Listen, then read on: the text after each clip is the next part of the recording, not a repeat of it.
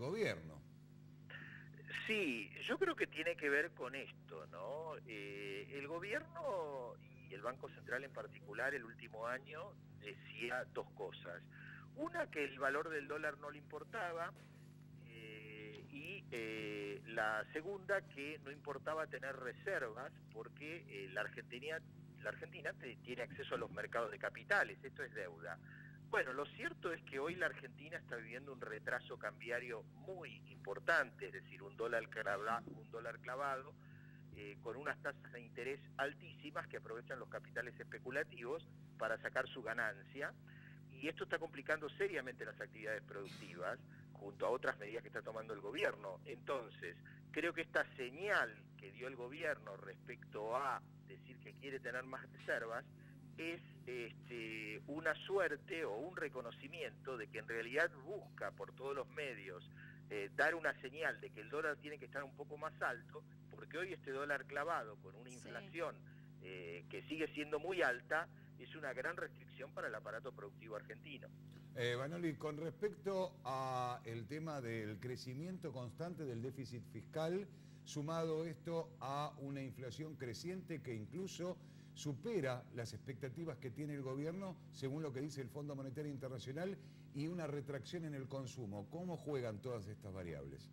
Bueno, creo que los argentinos vemos que a pesar de que el gobierno decía de que la inflación iba a estar entre el 12 y el 17%, ya la inflación de los 4 primeros meses supera el 8%, con lo cual está muy claro de que va a estar más cerca del 25% anual en 2017 que de la meta del gobierno, o incluso del 20%. Por eso el tema cambiario es tan serio. Lo que pasa es que creo que el gobierno tiene un serio error de diagnóstico, porque la forma que busca de bajar la inflación es a partir del ajuste, de bajar la demanda, de contener los salarios, y creo que la inflación que estamos viviendo tiene que ver con el aumento de los costos que el propio gobierno produce, esto es, los tarifazos, los aumentos de precios indiscriminados de una cadena de producción y comercialización donde hay márgenes abusivos en muchos sectores. Entonces creo que el gobierno está tomando medidas que no solamente no van a bajar la inflación por esta vía, sino que profundizan el ajuste, y probablemente, y en el mejor de los casos, a partir de una severa retracción de la economía, la inflación baje algo, pero en el mejor de los casos, a los niveles que había en el año 2015, cuando la actividad económica estaba creciendo. Así que bueno, creo que el gobierno está en una encrucijada de seguir por este camino que lo único que produce es endeudamiento y una gran recesión y caída del mercado interno. ¿Y esta alza se podrá trasladar a los precios? ¿Aumentará?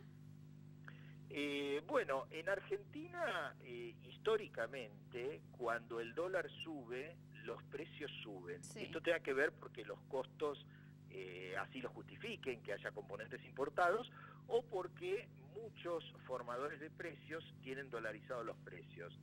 En realidad no debería traccionar una suba, porque lo cierto es que el dólar ya había tocado estos niveles meses atrás. Pero en la práctica, lo cierto es que pasa esto en Argentina. Cuando el dólar baja, los precios no bajan. Ahora, cuando el dólar sube, siempre suben, con razones objetivas, como a veces pasa, o por esta característica idiosincrática de muchos empresarios argentinos, que es dolarizar los precios. O por especulación también, Vanoli, ¿no?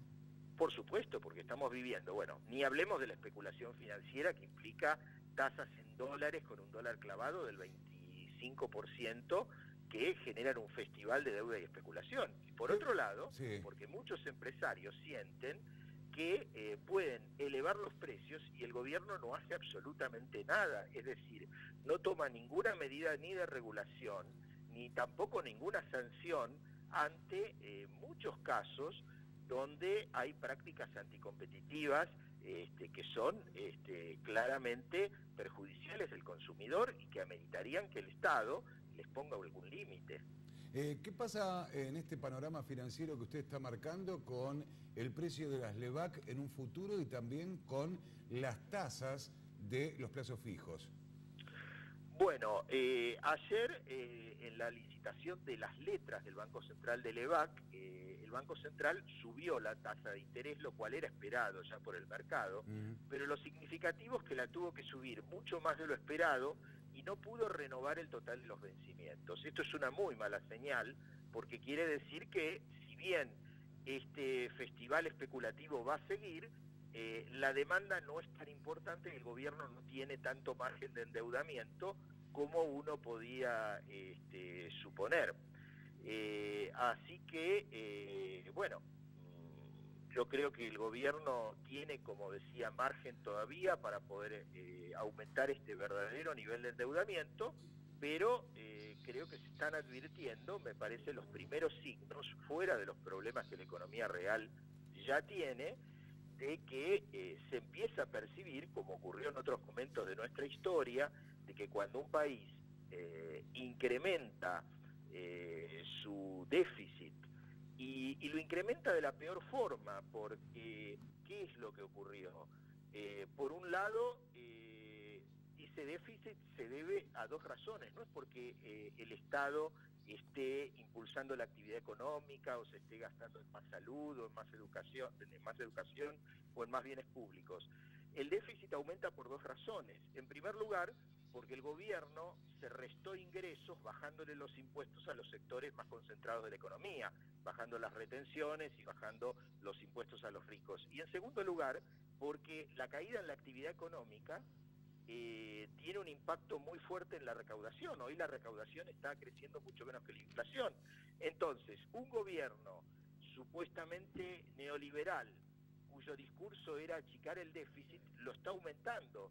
Y la única manera que tiene de cubrir este déficit hoy es con deuda. Entonces entramos en el mismo círculo perverso que en otros momentos de nuestra historia ha tenido, por ejemplo, la política económica de Martínez de Oz o los años 90, donde el desequilibrio fiscal producido por una política que no favorece la producción termina siendo financiada con endeudamiento o con ajuste, y los argentinos sabemos cómo eso termina. Yo no estoy diciendo de que vaya a haber en lo inmediato ninguna situación crítica, pero sí alerto, por la experiencia de la historia y de tantos países que han seguido estas políticas, de que si el gobierno no cambia de políticas y no frena esta oleada importadora y si no limita la especulación, los riesgos a futuro son muy grandes.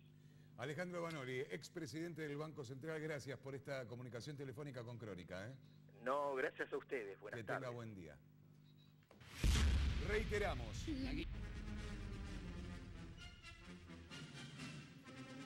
Crimen de Micaela, declaró Pavón. No violé ni maté a la piba. Wagner está mintiendo.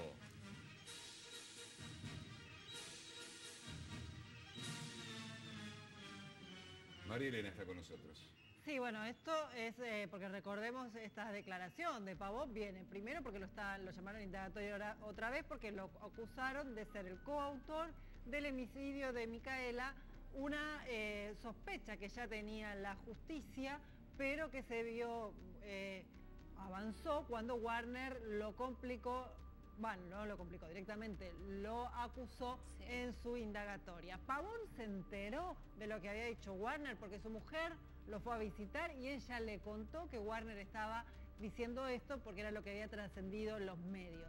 Él ahora en su indagatoria, en la que le comunica a la justicia que lo va a imputar o lo está imputando por la coautoría del homicidio, dice que Warner está mintiendo. No sería la primera vez, en esto los podría favorecer, hay que ver cómo avanza la justicia, las otras pruebas que tiene, porque recordemos que Warner en su momento, en el caso de violación por el que no pudo ser juzgado, había involucrado a su hermano mellizo y bueno, el ADN para verificar ese caso era muy costoso y esa causa no se pudo resolver. Ahora, ¿qué dijo Warner en su confesión, en su indagatoria?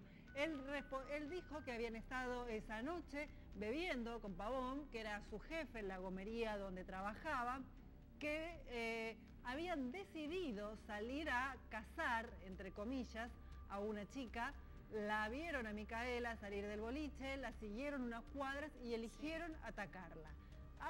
palabras más, palabras menos, no son exactamente las palabras, pero esta es la idea del concepto con el que declaró ante la justicia. Pero el fiscal tiene alguna prueba de que Pavón participó en el traslado o estaba con Wagner en el momento en que Micaela se encontraba en ese automóvil, o solamente se basa en los dichos de Wagner que acusa a Pavón.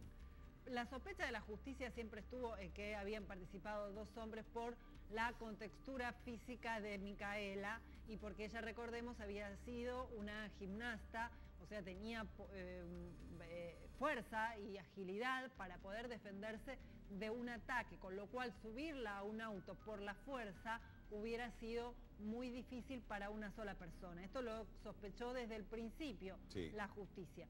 Por supuesto, ahora hay que ver, a la medida que avanza la investigación, porque con la confesión de Warner, por supuesto, solamente no alcanza, de recolectar más testimonios.